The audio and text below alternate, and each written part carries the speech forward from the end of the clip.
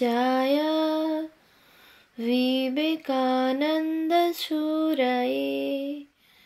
सच्चित्सुखस्वरूपाय स्वामिने तापहारिणे।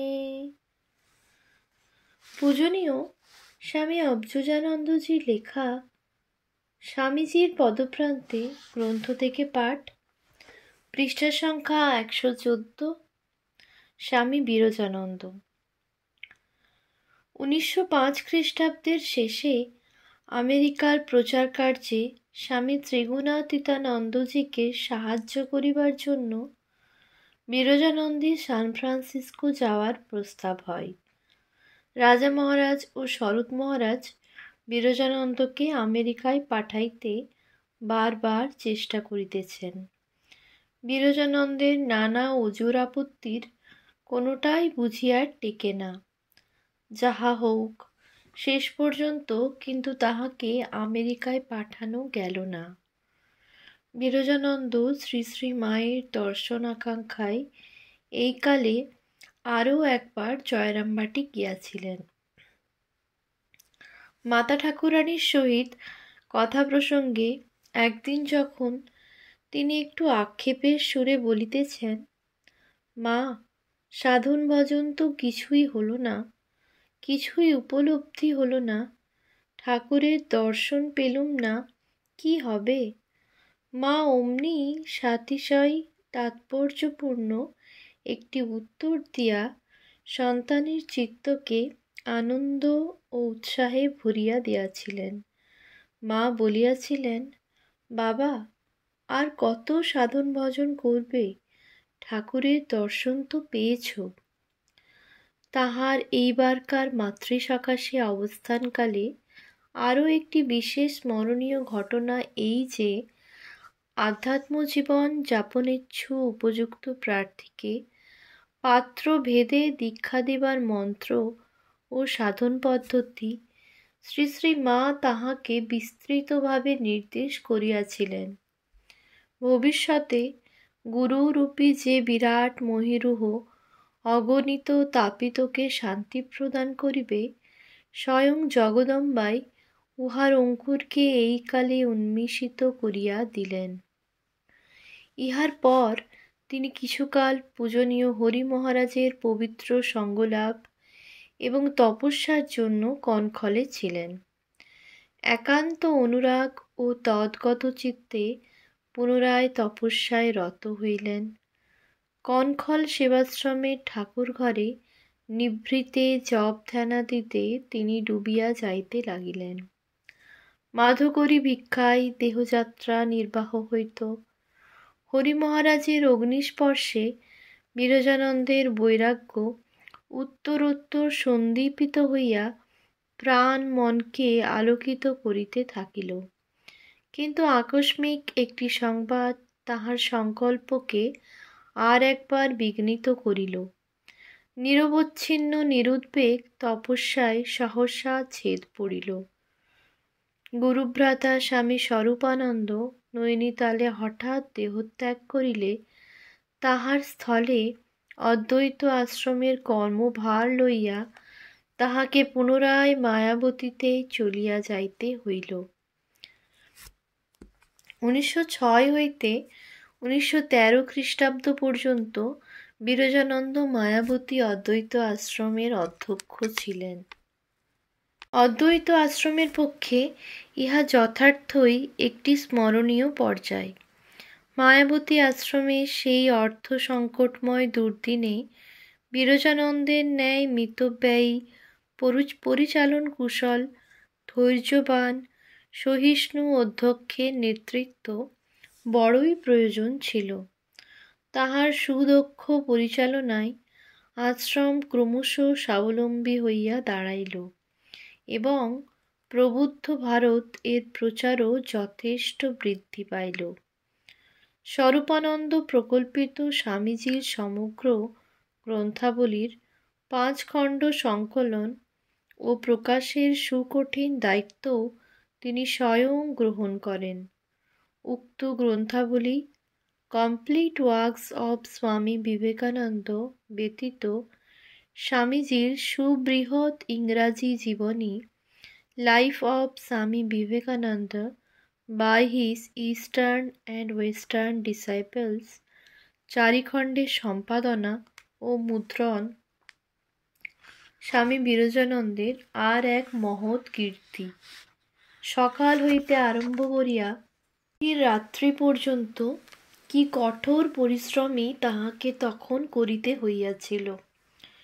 স্বামীজির জীবনীর পাণ্ডুলিপি শারদানন্দজিকে সংশোধন করিয়া দিবার জন্য পাঠাইলে তিনি কলিকাতা হইতে তাহাকে এক পত্রে লিখিয়াছিলেন, শ্রী শ্রী স্বামীজির জীবনী সম্বন্ধে যাহা লিখিয়াছ তাহা যতদূর সাধ্য দেখিয়া দিব। সংশোধন করিবার ভার লইলাম, কিন্তু বিশেষ কিছু অ্যাড করিতে পারিব কি না বলিতে পারি না। তোমার নিকট সানুনয় প্রার্থনা যে তুমি ওভারওয়ার্ক করিয়া শরীরটাকে একেবারে ভাঙিও না। তুমি গেলে মায়াবতী আশ্রমটি উঠিয়া যাইবে নিশ্চয়ই। শ্রী শ্রী ঠাকুর তোমায় ভালো রাখুন, ইহাই প্রার্থনা। শ্রীগুরুর আশীর্বাদে অত্যাশ্চর্য এক অলৌকিক শক্তিতে তিনি যেন শক্তিমান হইয়া ওই দুষ্কর কার্য সম্পাদন করিয়াছিলেন। সমগ্র জাতির নিকট ইহা সত্যই তাহার এক চিরস্মরণীয় অবদান। গঙ্গাধর মহারাজ অখণ্ডানন্দজি স্বামীজির নবপ্রকাশিত এই ইংরেজি জীবনী গ্রন্থের প্রথম খণ্ডটি মাত্র পাঠ করিয়াই বিরজানন্দকে আবেগোচ্ছল যে চিঠিখানি লিখিয়াছিলেন তাহাও এখানে স্মরণ না করিয়া পারা যায় না। মহুলা হইতে লেখা ওই পত্রের কিছু অংশ এখানে উদ্ধৃত হইল। 1 ফেব্রুয়ারি 1913। প্রিয় শ্রীমান বিরজানন্দ, অনেক দিন হইল লাইফ ভলিউম 1 আদ্যপান্ত পাঠ করিয়াছি এবং যতক্ষণ পাঠ করি রোমাঞ্চিত শরীরে শ্রী শ্রী ঠাকুর ও স্বামীজিকে যেন দেখিতে পাই। সেই দক্ষিণেশ্বর, সেই কাশীপুরের বাগান প্রভৃতির কথা পড়িতে পড়িতে হুবহু সেই সকল চক্ষের সামনে আসিয়া পড়ে। ধন্য মাদার ও ধন্য শ্রী শ্রী স্বামীজির ইস্টার্ন অ্যান্ড ওয়েস্টার্ন ডিসাইপলস, যাহাদের বহুকালের আন্তরিক যত্নে আজ আমরা এমন সর্বাঙ্গ সুন্দর লাইফ সাধারণ্যে প্রকাশ করিতে পারিলাম। তোমাদের সকলের ঐকান্তিক যত্নের ফলে এবং শ্রীমতী মাদারের অসীম ভক্তির জোরেই শ্রী শ্রী স্বামীজি নিজেই তোমাদের লাইফ এ তার স্পিরিট সম্পূর্ণরূপে ঢালিয়া দিয়াছেন। তোমাদের সমবেত চেষ্টা ও অচলা ভক্তির ফলে যেন শ্রী শ্রী স্বামীজিকে সর্বদা তোমাদের এই বইখানির মধ্যে ঢুকিয়া বসিয়া থাকিতে হইবে। তবে একটি কথা এই যে, প্রথম খণ্ড পড়িয়া দ্বিতীয় খণ্ডের জন্য আরও 4 মাস বিলম্ব প্রায় অসহ্য বোধ হইবে। কবে আবার সেকেন্ড ভলিউম পাইব বলিয়া দিন গণিতে থাকিলাম। মাদারকে আমার হইয়া বলিও যে, অদ্বৈত আশ্রম হইতে এই যে শ্রী শ্রী স্বামীজির লাইফ বাহির হইল, ইহার তুলনা নাই।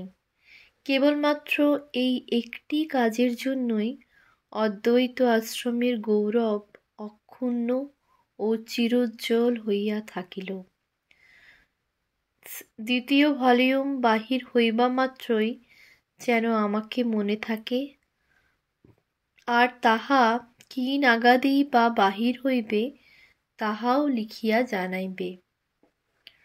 প্রকাশমান স্বামীজির জীবনী পড়িয়া শুদ্ধানন্দজি তাহাকে অভিনন্দন জানাইয়া লিখিয়াছিলেন, যেরূপ অক্লান্ত পরিশ্রম করিয়া এই বৃহদাকার জীবনীগুলি বাহির করিতেছ, অপর কেহ যে এইরূপ করিতে পারিত আমার জানা নাই।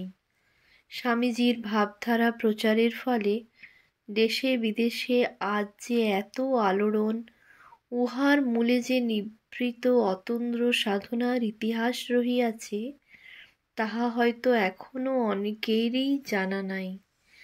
স্বামীজির গ্রন্থাবলীর খণ্ডবিশেষ পাঠ করিয়া অভেদানন্দজি যে সুন্দর পত্রটি বিরজানন্দকে লিখিয়াছিলেন, তাহার কয়েকটি পংক্তিও এই প্রসঙ্গে উল্লেখযোগ্য। স্বামীজির মেমোরিয়াল এডিশনের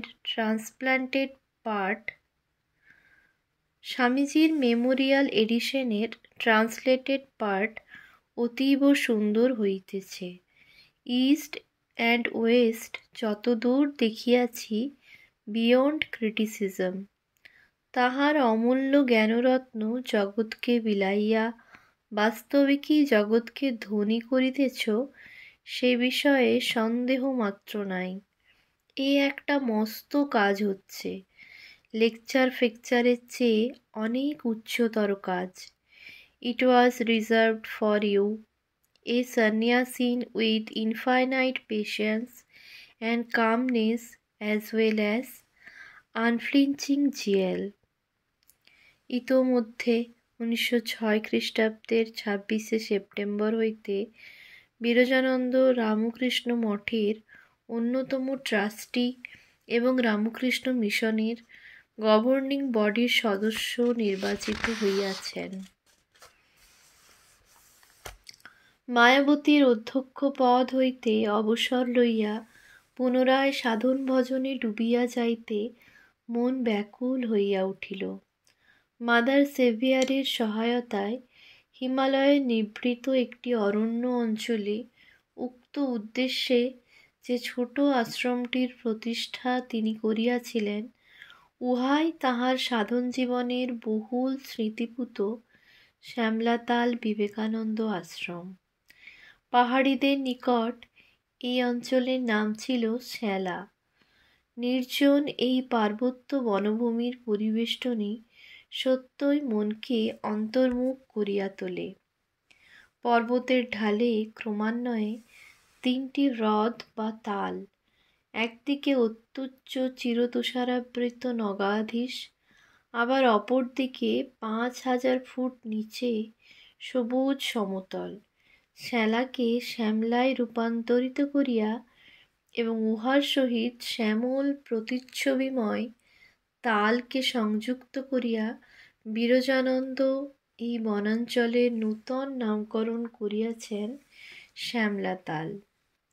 1914 খ্রিস্টাব্দের শেষাশেষি হইতে পরবর্তী প্রায় 12 বৎসর এই আশ্রমেই তিনি তপস্যা দিতে অতিবাহিত করেন। ক্রমে এই আশ্রম সংলগ্ন শ্রীরামকৃষ্ণ সেবাশ্রমও গড়িয়া উঠিয়াছিল। কঠোর সাধন ভজনের সঙ্গে সঙ্গে স্বামীজির জীবনী গ্রন্থির 3য় ও 4র্থ খণ্ড সম্পাদন ও প্রকাশনের কার্যও তিনি এই শ্যামলাতালে বসিয়াই সম্পন্ন করেন। 1919 খ্রিস্টাব্দে প্রায় 5 মাস তিনি দক্ষিণ ভারতে তীর্থাদি দর্শন এবং সিংহল পরিভ্রমণ করিয়াছিলেন। বিরজানন্দের মানসিক গড়ন ছিল আজীবন তপময়। যখন তিনি সংঘের অতি উচ্চ মর্যাদার আসনে আসীন, তখনও ইহার ব্যত্যয় কেহ দেখে নাই। ব্যক্তিগত জীবনে তাহার এই তপনিষ্ঠা অপরাপর জীবনকেও তপস্যায় উদ্বুদ্ধ করিত। সমীপাগত আরও বহুজন এই কৃচ্ছতাময় ত্যাগের আদর্শে প্রভাবান্বিত হইয়াছেন। উদাহরণস্বরূপ সংঘের জনৈক প্রবীণ সাধুর স্মৃতি হইতে লব্ধ একটি সঞ্চয়ন। বিশ্বরঞ্জন মহারাজ বলেছিলেন, তিনি যখন কাশীতে তপস্যায় ছিলেন, তখন দুবেলা মন্দিরে প্রসাদ গ্রহণ করে জীবন ধারণ করতেন। সেই সময় কালীকৃষ্ণ মহারাজ তীর্থদর্শনে সেখানে যান এবং বিশ্বরঞ্জন মহারাজকে সেখানে তপস্যারত দেখে খুব খুশি হন। কিন্তু পূজনীয় মহারাজ তাকে একটি কথা বলেন, দেখো বিশ্বরঞ্জন, মন্দিরে বিনা সেবায় প্রত্যহ প্রসাদ গ্রহণে প্রতিগ্রহ হয়, তাতে দাতাদের পাপে স্পর্শ হয়ে থাকে। সেই থেকে মহারাজেরই নির্দেশে বিশ্বরঞ্জন মহারাজ ঠাকুর সেবার জন্য নিত্য ফুল তুলে মালা গেঁথে দিতেন। শ্রী শ্রী মায়ের লীলা সংবরণের মর্মস্তুদ সংবাদ তিনি এই শ্যামলাতালেই পাইয়াছিলেন। 1920 খ্রিস্টাব্দের 21শে জুলাই, চৌঠা শ্রাবণ, 1327 বঙ্গাব্দ, জগজ্জননী স্বধামে প্রয়াণ করেন। হিমালয়ের একান্ত জীবনের মাঝে এই প্রচণ্ড আঘাত মাতৃগত প্রাণ সন্তানের বক্ষে যে কি দুঃসহ হইয়াছিল তাহা খুব সহজেই অনুভব করা যায়। বিরজানন্দের সমগ্র জীবনই ছিল মাময়। মায়ের কথা বলিতে বলিতে আশেপাশের সব কিছুই তিনি ভুলিয়া যাইতেন। শ্রী শ্রী মায়ের সম্পর্কে তাহার স্বলিখিত স্মৃতিকথার কিয়দংশ উদ্বোধন পত্রিকার শ্রী শ্রী মা শতবর্ষ জয়ন্তী সংখ্যায় প্রকাশিত হইয়াছে। ইহা ছাড়া তাহার অন্তরের গভীর ভাব সমন্বিত মাতৃ প্রশস্তি গানে ও কবিতায় তিনি মাঝে মধ্যে লিপিবদ্ধ করিয়াছেন। তাহার নিজের স্মৃতি হইতে জানা যায়, একবার ত্রিগুণাতীতানন্দজির সহিত তিনি মাকে জয়রামবাটিতে রাখিতে গিয়াছিলেন। বর্ধমানের পথে মা পালকিতে গিয়াছিলেন।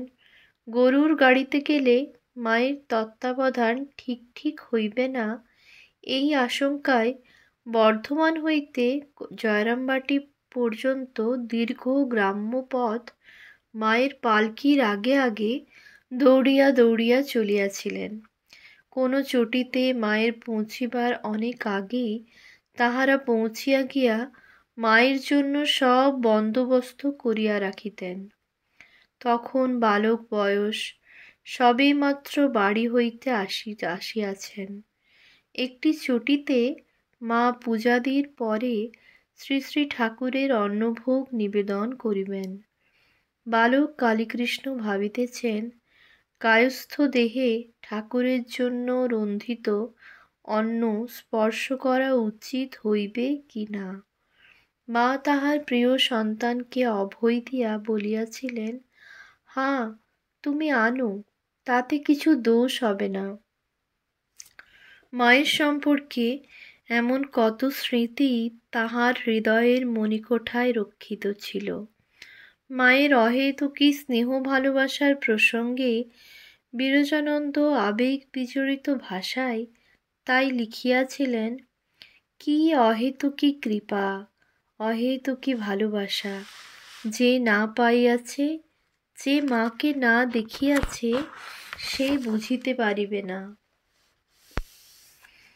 1926 খ্রিস্টাব্দের এপ্রিলে মঠ ও মিশনের ঐতিহাসিক মহাসম্মেলনের পরে তপস্যারত বিরজানন্দকে পুনরায় কর্মমুখর জীবনে ফিরিয়া আসিতে হয়। মঠ ও মিশনের পরিবর্ধমান কর্মের যথাযথ তত্ত্বাবধানের ব্যাপারে বয়ঃপ্রধান সংঘ পরিচালকগণকে সহায়তা করিবার জন্য যে কার্যনির্বাহক পরিষদ ওয়ার্কিং কমিটি গঠিত হইয়াছিল, বিরজানন্দ উহার কর্মসচিব সেক্রেটারি মনোনীত হইলেন। কর্মসচিবের গুরুদায়িত্ব বহনে তিনি নানাভাবে অসম্মতি জ্ঞাপন করিলেও সংঘ কর্তৃপক্ষের, বিশেষত স্বামী শারদানন্দজির অনুরোধ উপেক্ষা করা তাহার পক্ষে সম্ভব ছিল না। শারদানন্দজি বলিয়াছিলেন, তুমি আমাদের ঠাকুরদের সন্তানদের পরে সবচেয়ে প্রাচীন, তোমাকেই এই কমিটির সেক্রেটারি হতে হবে। বিরজানন্দের অন্তর্মুখ প্রশান্ত ব্যক্তিত্বই তাহাকে সকলের এত আস্থাভাজন করিয়াছিল। কার্যনির্বাহক পরিষদের এই সচিব মনোন্নয়ন প্রসঙ্গে মঠ ও মিশনের ইতিহাস হইতে একটি মন্তব্য এখানে উল্লেখযোগ্য। Swami Virajananda was chosen as secretary for his great seniority and efficiency, as also for the suavity of his temper and his detached outlook. For his past career, he commanded everybody's respect. উৎস: History of Ramakrishna Math and Ramakrishna Mission, Swami Gambhirananda, Advaita Ashram, 3rd edition, page number 237. 1927 খ্রিস্টাব্দে প্রচার কার্যের জন্য তাহাকে আমেরিকায় পাঠাইবার প্রস্তাব আরেকবার হয়। তদানীন্তন মঠাধ্যক্ষ স্বামী শিবানন্দজি বহুভাবে তাহাকে বুঝাইয়া মোটামুটি সম্মতও করাইয়াছিলেন, কিন্তু শ্যামলাতাল হইতে মহাপুরুষজিকে তিনি লিখিলেন, ঠাকুর মা স্বামীজির নিকট প্রার্থনা করিতে বসিয়া এই নবারভ্য কাজের জন্য কোনোই প্রেরণা পাইতেছি না। আমার দৃঢ় বিশ্বাস আমার আমেরিকায় যাওয়া তাহাদের অভিপ্রেত নয়। ওম শান্তি শান্তি শান্তি। হরি ওম তৎসৎ। শ্রীরামকৃষ্ণার্পণমস্তু।